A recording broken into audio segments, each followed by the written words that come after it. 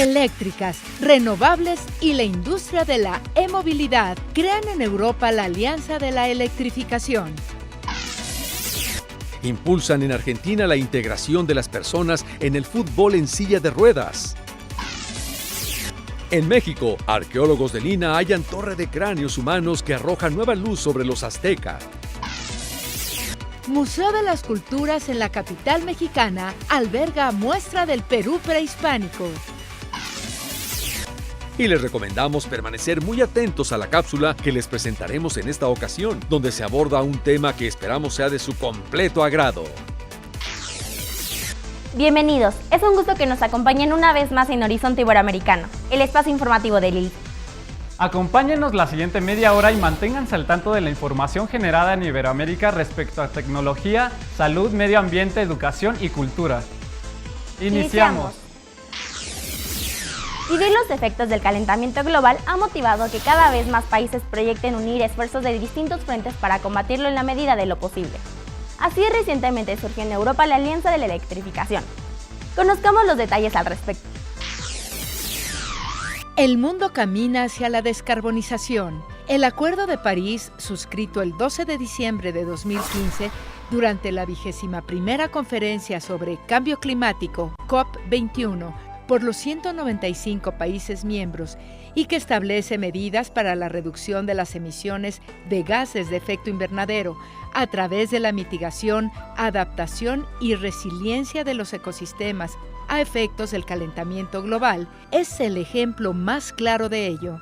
Con este propósito, el pasado junio nació la Alianza de la Electrificación, la Unión de Patronales Eléctricas Europeas, Euroelectric, con UNESA como representante española, Solar Power Europe con UNED, Wind Europe con la AEE, el Instituto Europeo del Cobre, la Asociación Europea de la Bomba de Calor y la Asociación Europea para Vehículos Eléctricos de Batería, Híbridos y de Pila de Combustible, AVERE, con la española AEDIVE, firmaron este acuerdo por el que pretenden electrificar la economía europea y convertirla en líder en la lucha contra el cambio climático. Los intereses de unos y otros han ido hasta ahora separados, pero ahora el sector eléctrico europeo se ha dado la mano para contrarrestar el histórico poderío de los combustibles fósiles desde el carbón hasta el petróleo y el gas natural. Este grupo de organizaciones reconoce que la electricidad ya se ha adoptado como principal proveedor de energía en sectores clave de la economía y se muestran convencidas de que la electricidad en Europa debe descarbonizarse en 2050, así como que confían en que la electricidad seguirá revelando su verdadero valor en los próximos años, ya que se convierte en el vector clave para lograr una economía descarbonizada, energéticamente eficiente y digital. Entre los principales aspectos acordados destacan los siguientes.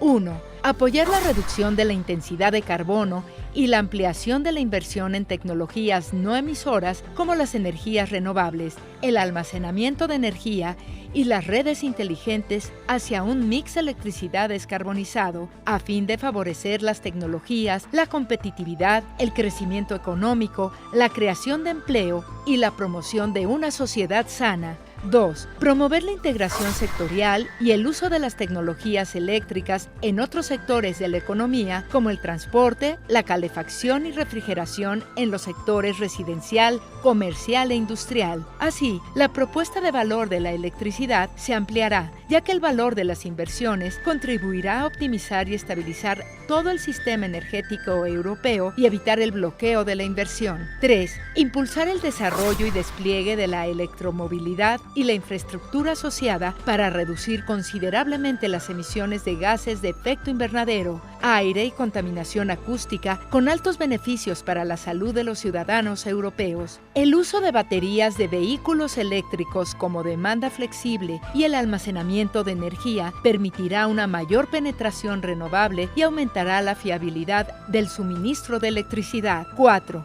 Fomentar la evolución hacia un sistema energético más flexible que dependerá de sistemas más inteligentes y mejor conectados a través de las redes, de soluciones de almacenamiento mejoradas y una demanda más flexible. 5.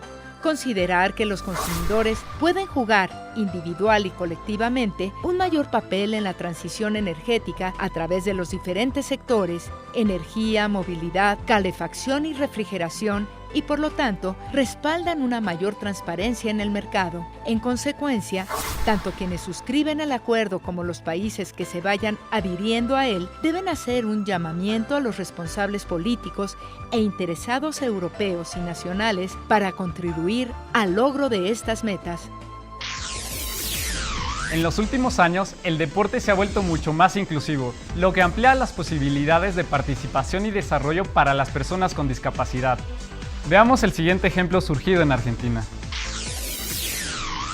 El fútbol es quizá el deporte más popular en Latinoamérica, y con la intención de no excluir de su práctica a las personas con discapacidad motriz que se mueven en silla de ruedas, en 2013 se creó la Fundación Power Chair Fútbol Argentina, PCFA, una ONG que apuesta a lograr una sociedad más equitativa desde una de las pasiones más arraigadas entre los argentinos. La iniciativa surgió a partir de la decisión de un grupo de padres que conocieron el fútbol en sillas de ruedas a motor en el exterior y decidieron implementarlo en Argentina, entendiendo al deporte como una posibilidad para que sus hijos pasen de ser espectadores a protagonistas. Esta organización se dedica a desarrollar este tipo de deporte para integrar a personas con discapacidades motrices a la práctica deportiva e impulsar su inclusión social, basándose en la generación de nuevos vínculos y amistades. Es un espacio de crecimiento, desarrollo e independencia que aporta a la formación educativa y laboral y profesionaliza el fútbol en sillas de ruedas motorizadas en Argentina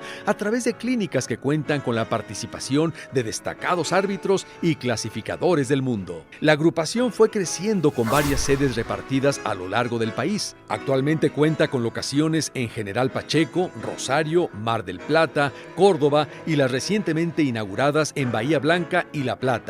Su tarea se expandió al resto de la región, trabajando en la creación de torneos no solo a nivel nacional, sino también internacional. En 2015 inauguraron la Copa Power Chair Libertadores, en conjunto con sus pares de Brasil y Uruguay. Además, están gestionando ante el Comité Paralímpico Internacional la inclusión del Power Chair Fútbol como deporte paralímpico en los Juegos de 2020. Esta fundación es miembro de la Federation International of Power Chair Football Association, FIFA. La selección nacional argentina es uno de los equipos más competitivos, dirigida por Gonzalo Vilariño, exdirector técnico de los Murciélagos, el combinado de fútbol para ciegos. Tuvo su primera participación internacional en la Copa América en Río en el 2014.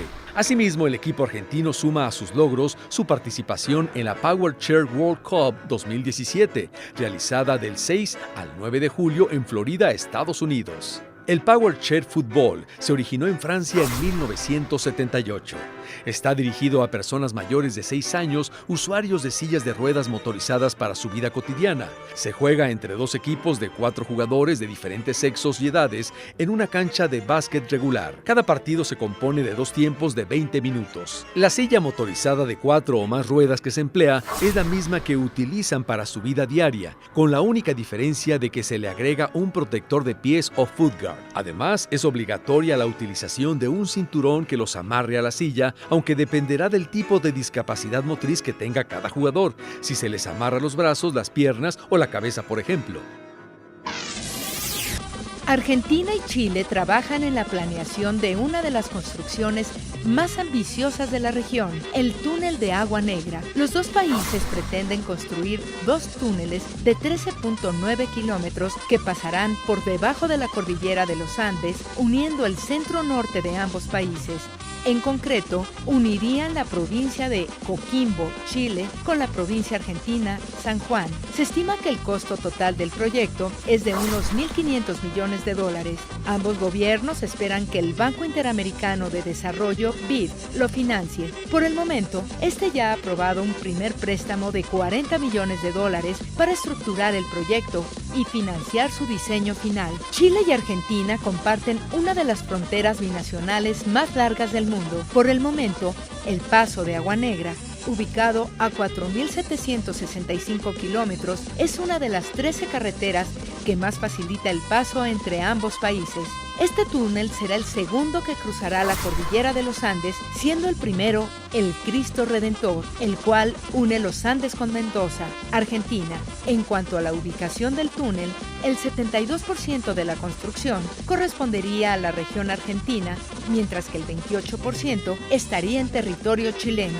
El proyecto tendrá que ser evaluado para que las empresas tengan intención de comprar licencias en la construcción, las cuales se harán a principios del próximo año. Se estima que se tardará entre 9 y 10 años en construirse, de los cuales la mitad serán para perforar la cordillera. A pesar de que el túnel de Agua Negra todavía es un proyecto, empresas multinacionales de Estados Unidos, China, Suecia, España y Francia ya se han mostrado interesadas en invertir en la edificación más importante de Iberoamérica después de la ampliación del Canal de Panamá.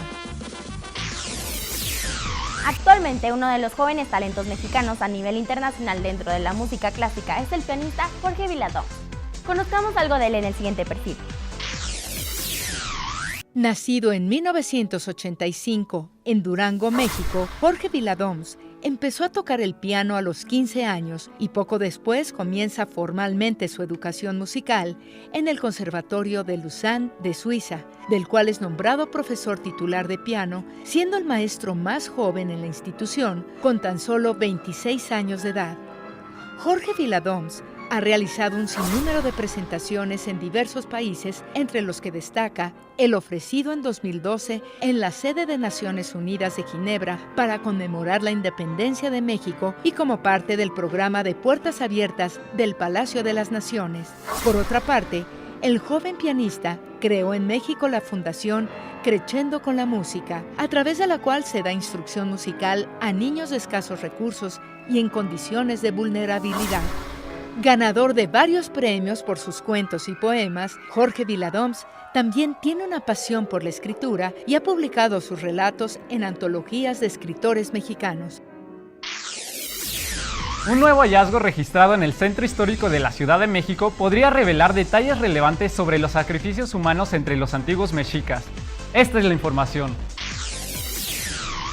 Una torre de cráneos humanos desenterrada recientemente bajo el corazón de la Ciudad de México ha planteado nuevas preguntas sobre la cultura del sacrificio en el Imperio Azteca. Entre cientos de cráneos incrustados en esta estructura había muchos pertenecientes a mujeres y niños. Arqueólogos del Instituto Nacional de Antropología e Historia de México, INAH, encontraron más de 650 cráneos cubiertos de cal y miles de fragmentos en un edificio cilíndrico cerca del sitio del Templo Mayor, uno de los principales de la capital azteca Tenochtitlán, que más tarde se convirtió en la Ciudad de México. Se cree que la torre forma parte del Hueytzompantli, descrito en las crónicas de los conquistadores. Se trata de un enorme altar compuesto de calaveras que causó espanto en los españoles cuando bajo el mando de Hernán Cortés capturaron la ciudad. De acuerdo con diversos historiadores, este tipo de construcciones adornadas con cabezas de guerreros capturados aparecen en distintas culturas mesoamericanas antes de la conquista española. Pero la excavación arqueológica en las entrañas de la vieja Ciudad de México, que comenzó en 2015, sugiere que la imagen no estaba completa. Según explicó el antropólogo biólogo Rodrigo Bolaños, los registros hasta la fecha indicaban que los aztecas solo sacrificaban a jóvenes guerreros a los que capturaban, por lo que los científicos no esperaban encontrar cráneos de mujeres y niños en esta torre. Los niños y mujeres no iban a la guerra. Está pasando algo que no está registrado y esto es muy nuevo, una primicia en el Hueytzompantli, subrayó Bolaños. Raúl Barrera, uno de los arqueólogos que trabaja en el sitio junto a la enorme catedral metropolitana construida sobre el Templo Mayor, apuntó que los cráneos se habrían puesto en la torre después de haber estado en exhibición pública en la estructura llamada Zompantli. De aproximadamente 6 metros de diámetro, la torre se encontraba en la esquina del templo de Huitzilopochtli, dios azteca del sol, la guerra y el sacrificio humano. Su base aún no ha sido desenterrada. No hay duda de que la torre era una de las estructuras con cráneos mencionadas por Andrés de Tapia, un soldado español que acompañó a Cortés en la conquista de México en 1521, insistió Barrera. En su relato de la campaña, de Tapia reveló que había contado decenas de miles de cráneos en lo que se conoció como el Hueytzompantli.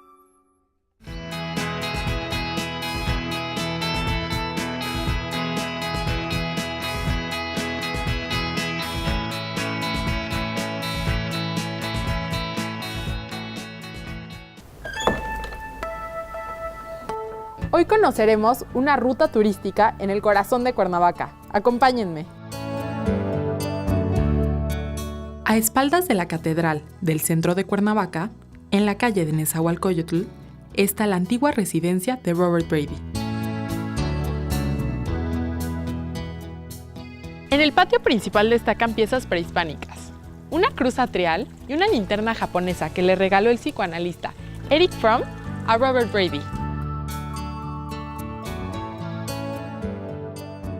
En su interior podemos ver más de 1,400 piezas de arte, que el coleccionista estadounidense atesoró en esta casa desde 1961, fecha en que compró esta propiedad y que antes perteneció al antiguo seminario franciscano. En la suite de Brady hay una colección de Cristos provenientes de todo el mundo. En cada uno de los rincones de esta hermosa casona, declarada museo en 1990 por voluntad propia de Robert Brady, encontramos obras de Rufino Tamayo, Frida Kahlo, Diego Rivera, María Izquierdo, Miguel Covarrubias, Francisco Toledo, José Guadalupe Posada, entre muchos otros grandes artistas.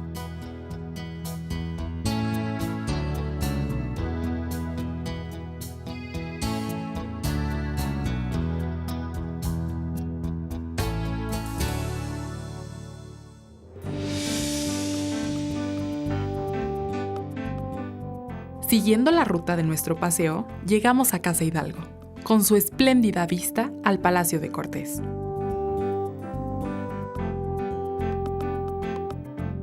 Una atractiva cava de vinos, en la zona del lobby, recibe al comensal antes de ascender a la primera planta.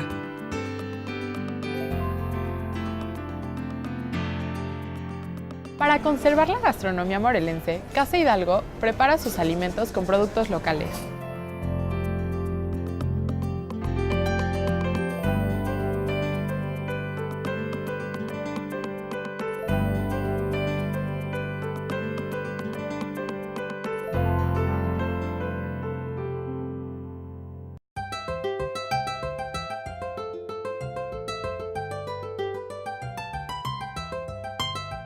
Para seguir turisteando por el corazón de Cuernavaca, está el Jardín Juárez, justo frente al Teatro Campo.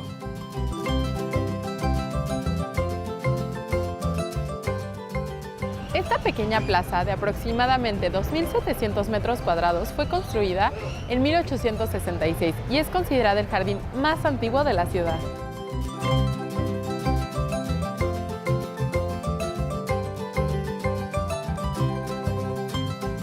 A través del tiempo se le ha conocido de muchas maneras: Jardín de la Cruz, Jardín de Santa Catarina, Plaza Maximiliano, Plaza de la Constitución, Paseo Benito Juárez y actualmente es el Jardín Juárez. El kiosco fue construido por el arquitecto Gustave Eiffel y traído desde Inglaterra.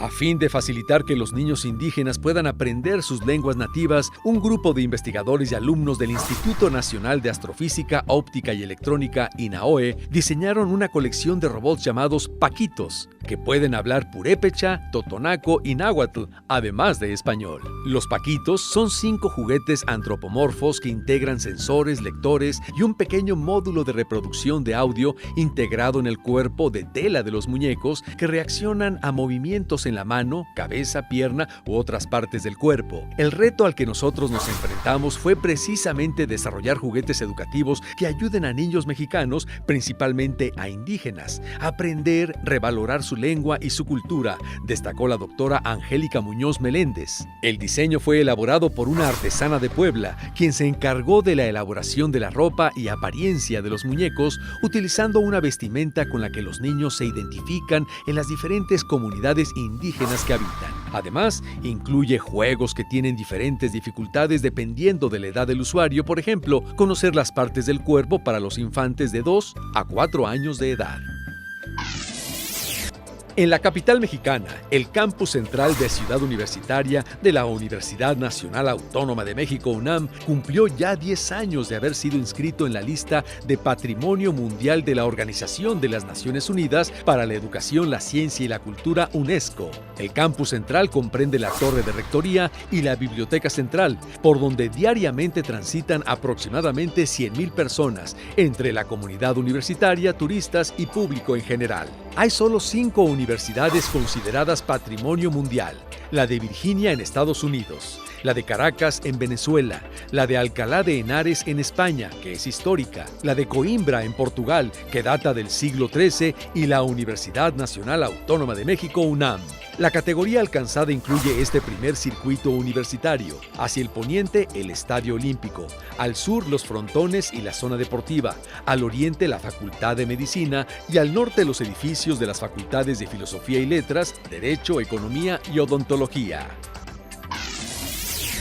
En Iberoamérica, son varios los pueblos abandonados que tuvieron su época dorada, conocida como la fiebre del oro.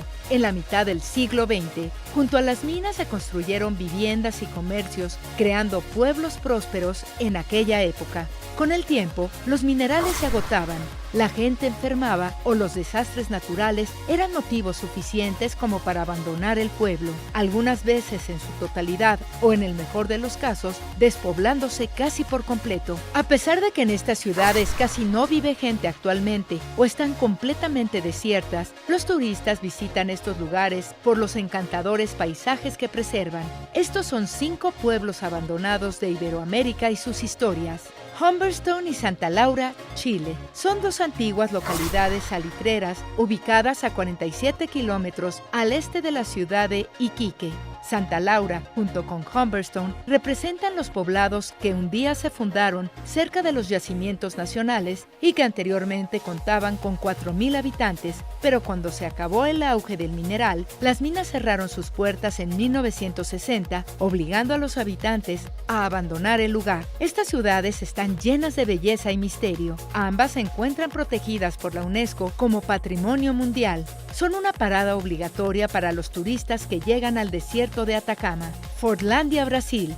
Establecida en 1929 a orillas del río Tapajós, afluente del Amazonas, y fundada por Henry Ford, que estando en la cima de la industria de vehículos, tenía una idea para hacer sus procesos más eficientes. Con la intención de producir el hule desde su entorno, compró 15,000 kilómetros cuadrados de selva en Brasil y diseñó un pueblo utópico. Por diferentes factores, su objetivo no tuvo éxito y en 1933 los trabajadores se rebelaron y la fábrica se vino a pique. En 4 años y sin producir un solo gramo de hule, el lugar quedó desierto y cubierto de polvo. Cementerio de trenes, Bolivia. El cementerio de trenes en Uyuni, en el estado de Potosí, fue el primer lugar de Bolivia donde se escuchó el silbido de un tren. El potencial de las minas de plata de Huanchaca hizo que el ferrocarril pronto se convirtiera en columna vertebral del desarrollo industrial. Por ella circulaban principalmente vagones cargados de plata. Sin embargo, tiempo después se supo que los trenes se llevaban mineral, pero no traían más que pasajeros y trabajadores.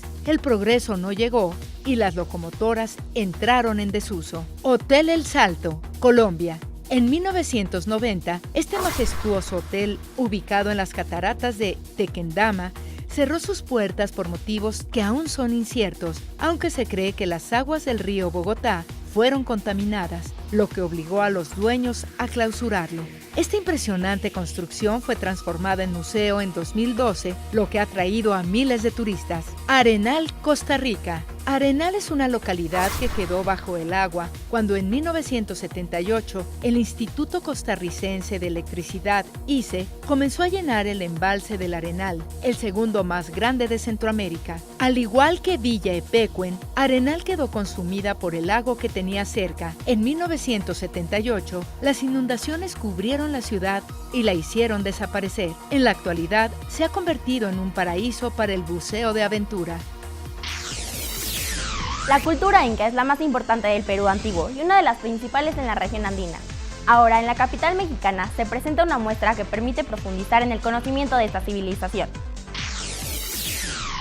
Unas 155 piezas integran la exposición Capac Ñan, un recorrido por los Andes, el Perú prehispánico, que se presenta en el Museo de las Culturas del Mundo, ubicado en la Ciudad de México, muestra que ofrece una visión retrospectiva geográfica e histórica de las distintas etapas culturales del Imperio Inca. Organizada por el Instituto Nacional de Antropología e Historia, INAH, con la curaduría de la arqueóloga peruana Carmela Esther López Sánchez, la exposición refleja las tradiciones culturales que se han transmitido durante milenios en esa región andina, como es el desarrollo de la agricultura, la alfarería, la cerámica y los textiles, entre otras, explicó el embajador de Perú en México, Julio Garro Gálvez. Las piezas ilustran una retrospectiva histórica cuyo inicio parte del desarrollo cultural de los Andes centrales, el horizonte tardío o inca, 1400 a 1531 después de Cristo, y termina en el periodo lítico, 20.000 a 10.000 años antes de Cristo, que incluye la fauna del Pleistoceno. Entre las piezas que se pueden apreciar se encuentra una momia inca del periodo colonial fechada hacia el siglo XVI, que reúne elementos andinos y españoles, así como un ajuar compuesto con hojas de coca, capullos e hilos de algodón. En el núcleo dedicado a la fauna del Pleistoceno, se puede apreciar el esqueleto de un tigre dientes de sable totalmente restaurado y con una nueva posición. El Capac Ñan, o Camino Inca Principal, es un sistema de caminos que unía a todo el territorio del gran imperio Tahuantinsuyo. Esa red de rutas logró que se comunicara temporal y geográficamente la gran diversidad histórica, natural y cultural del territorio que hoy forma parte de Colombia, Ecuador, Perú, Bolivia, Chile y Argentina. La exposición se encuentra dividida en 6 módulos temáticos y una introducción sobre la importancia del Capac Ñan, que implicaba 2 caminos principales, uno por la costa y otro por la sierra, y que unían el primero a Quito con Cusco, capital del Imperio Incaico, y que seguía hasta Tucumán, Argentina, uno de los trechos más largos, con 6 kilómetros de extensión. La otra ruta recorría gran parte de la costa desértica, desde Tumbes, Ecuador, y llegaba hasta Santiago de Chile. Contaba con ramales que a través de los valles unía a los 2 caminos. Ambas rutas cubrían 60.000 kilómetros. Hay que recordar que esa sorprendente red de comunicaciones, comercio y defensa fue inscrita en la lista de Patrimonio Mundial de la UNESCO en 2014, apuntó el director general del INAH, Diego Prieto Hernández, durante el acto de inauguración. La muestra Capac Ñan, un recorrido por los Andes, el Perú prehispánico, permanecerá abierta hasta principios de octubre en el Museo Nacional de las Culturas del Mundo, Moneda 13, Centro Histórico, Ciudad de México. Uno de los recintos educativos más emblemáticos de México es el edificio central de la Universidad de Guanajuato, en la capital del estado del mismo nombre. Conozcamos más de este importante ejemplo de la arquitectura ecléctica en el siguiente video.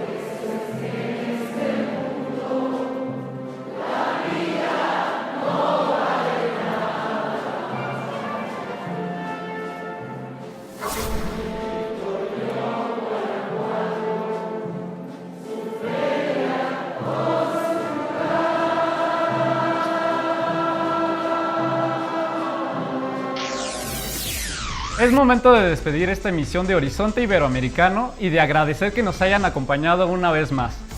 Suscríbanse al canal de YouTube Ilse TV, donde van a encontrar esta y todas nuestras emisiones. Síganos a través de las redes sociales que aparecen en su pantalla o escríbanos al correo horizonteiberoamericano@ilse.edu.mx. Sus opiniones, comentarios y sugerencias son muy importantes para nosotros. Y no dejen de vernos en la próxima emisión. Se despide de ustedes Camila Miranda. Y Raúl Carranza.